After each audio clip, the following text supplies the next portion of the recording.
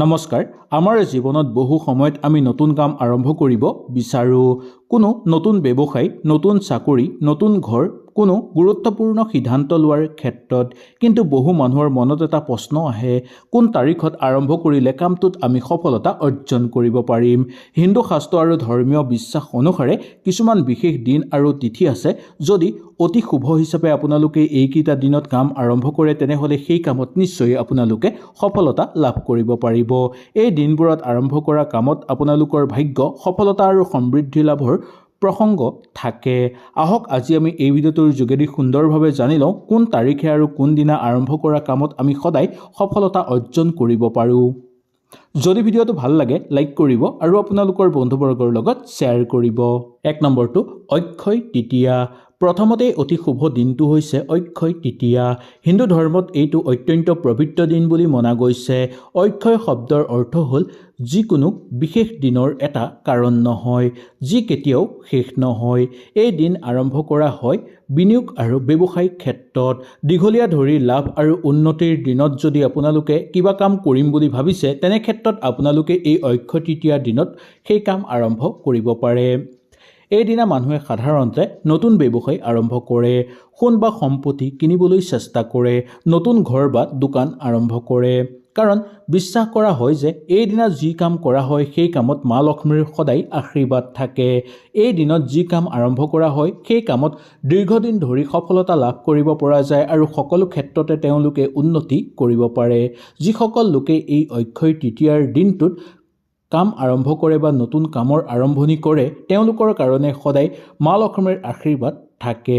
বিশেষকৈ সকলো দেৱ দেৱী আহি তেনে মানুহৰ ঘৰত বাস কৰিবলৈ ধৰে, যাৰ ফলত তেওঁলোকৰ ঘৰত এটাৰ পিছত আনটো সুযোগ সুবিধা নামি আহিবলৈ ধৰাও দেখিবলৈ পোৱা যায়। 2 নম্বৰটো বিজয়া দশমী। দ্বিতীয় অতি শুভ দিনটো হৈছে বিজয়া দশমী। এই দিনটো বেয়াৰ ওপৰত ভালৰ বিজয় বুলি মনা যায়। যদি আপোনালোকৰ ঘৰত কিবা শুভ কাম আৰম্ভ কৰিম বুলি ভাবিছে, যদি কিবা আপোনালোকে নতুনকৈ আৰম্ভ কৰিম বুলিও ভাবি আছে, তেনেহ'লে এই দিনটো অত্যন্ত শুভ বুলি মনা গৈছে। এই দিনত নতুন কাম আৰম্ভ কৰিলে সফলতা আৰু বিজয় নিশ্চিত বুলি বহু লোকে বিশ্বাস কৰে। বিশেষকৈ এই দিনত যদি আপোনালোকে শিক্ষা আৰম্ভ কৰে, নতুন ব্যৱসায় আৰম্ভ কৰে আৰু নতুন প্ৰচেষ্টা আপোনালোকে যদি হাতত লয়, তেনেহ'লে নিশ্চয় আপোনালোকে সফলতা অৰ্জন কৰিব পাৰিব। এইদিনা কৰা কামত ভাগ্যই আপোনালোকক বহু সহায় কৰিব। ইয়াৰ উপৰিও মা দুৰ্গাৰ পৰম কৃপা আপোনালোকৰ ওপৰত থাকিব, যাৰ ফলত আপোনালোকে যেনেকৈ কাম নকৰক কিয় সদায় সেই কামত আপোনালোকে সফলতা অৰ্জন কৰিব পাৰিব। ঘৰৰ যিকোনো শুভ কাম আপোনালোকে আৰম্ভ কৰিব পাৰিব। ব্যৱসায়িক বাণিজ্যৰ ক্ষেত্ৰতো আগভাগ ল'ব পাৰিব, নাইবা কিবা ক্ষেত্ৰত যদি আপোনালোকৰ কাম ৰৈ আছে, সেই কামো এই দিনাখনৰ পৰাই আৰম্ভ হৈ পৰিবলৈ ধৰিব।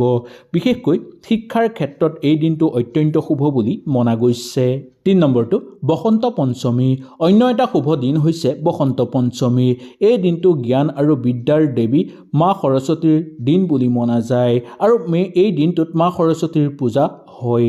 সেইকাৰণে এই দিনটোত শিক্ষা আৰম্ভ কৰা, নতুন কিতাপ বা নতুন কোনো সৃষ্টিশীল কামৰ বাবে আপোনালোকৰ অত্যন্ত শুভ বুলি মনা গৈছে। ছাত্ৰ ছাত্ৰীসকলৰ বাবে বা নতুন দক্ষতা শিকিব বিচাৰি থকা লোকসকলৰ কাৰণে এই দিনটো অত্যন্ত শুভ বুলি মনা গৈছে।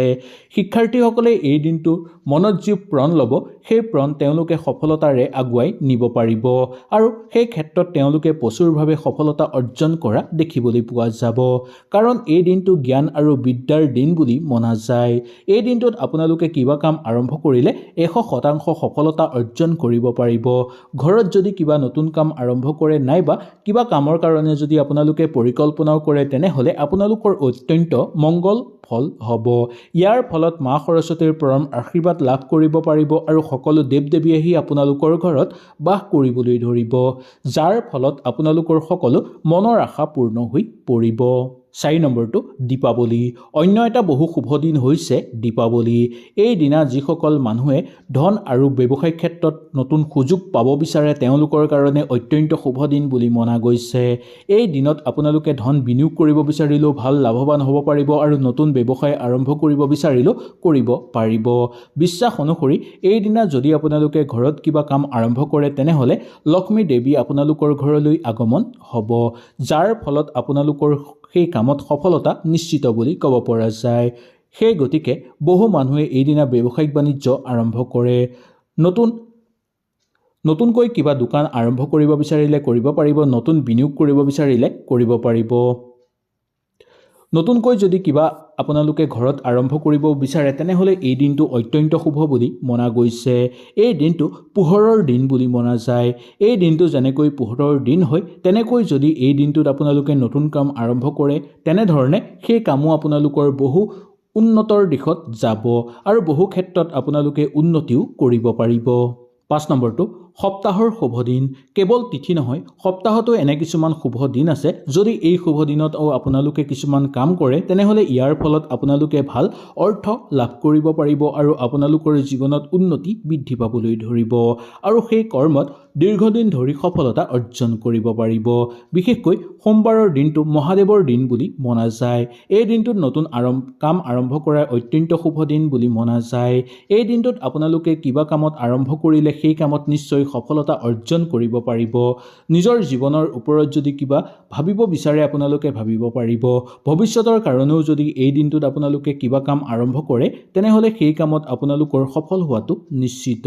নতুন কামৰ বাবে এই সোমবাৰ দিনটো অত্যন্ত শুভ বুলি মনা গৈছে। 2 নম্বৰ দিনটো হ'ল গুৰুবাৰ।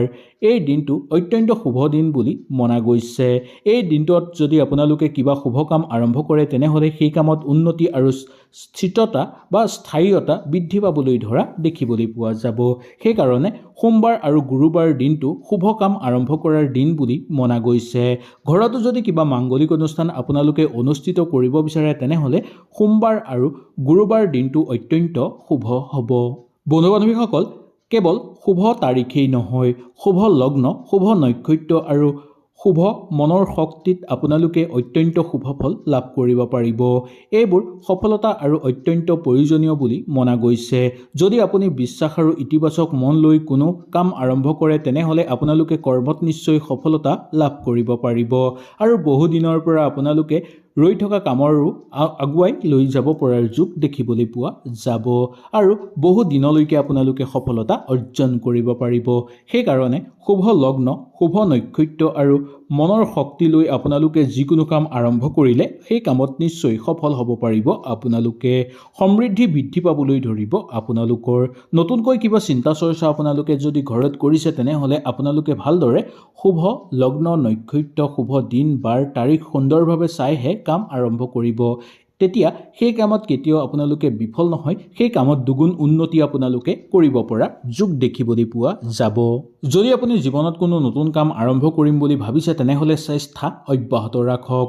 এই শুভ দিনবোৰত আৰম্ভ কৰিবলৈ আপোনালোকে চেষ্টা কৰক। এনেকৈ কৰিলে আপোনালোকৰ ভাগ্য সলনি হৈ পৰিব আৰু কৰ্মক্ষেত্ৰত উন্নতি আৰু সফলতা সদায় থাকিব। জীৱনত সংঘৰ্ষ কৰি থাকিব নালাগিব আৰু সকলো ক্ষেত্ৰতে আপোনালোকে সফল হ'ব পাৰিব। ভাগ্যই আৰু সকলো দেৱ দেৱীৰ আশীৰ্বাদ আপোনালোকৰ ওপৰত বিশেষকৈ পৰা দেখিবলৈ পোৱা যাব।